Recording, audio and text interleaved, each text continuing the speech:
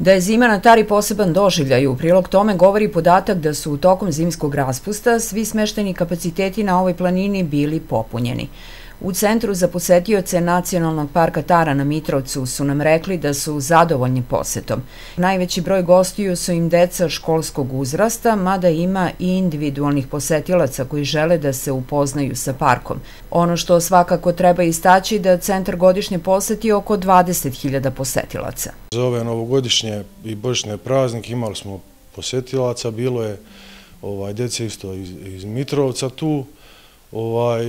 Taj period je bio baš ono što kaže, bilo nam je posjetilaca i turista. Naši smještajni kapaciteti su i popunjeni, imamo i rezervacije sad za oko ovoga državnog praznika, bit će sve znači puno.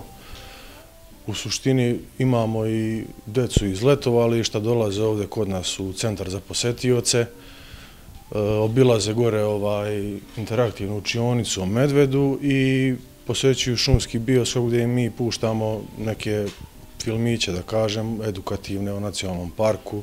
Koliko je prošlo dece kroz vašu radionicu?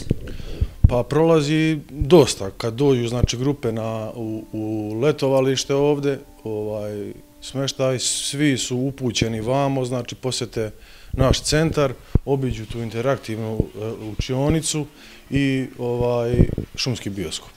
Kako funkcioniše ta radionica?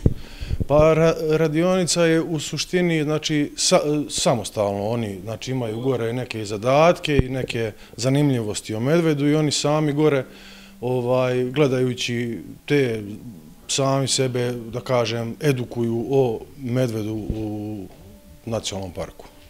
Ko su gosti koji trenutno borave ovdje? Pa iz cijele Srbije. Iz cijele Srbije imale su neke grupe, imala je neka grupa sad deca iz Portugalije i Španije i bili su tu 7 dana kod nas smešteni, mislim da su prošle nedelje otišli.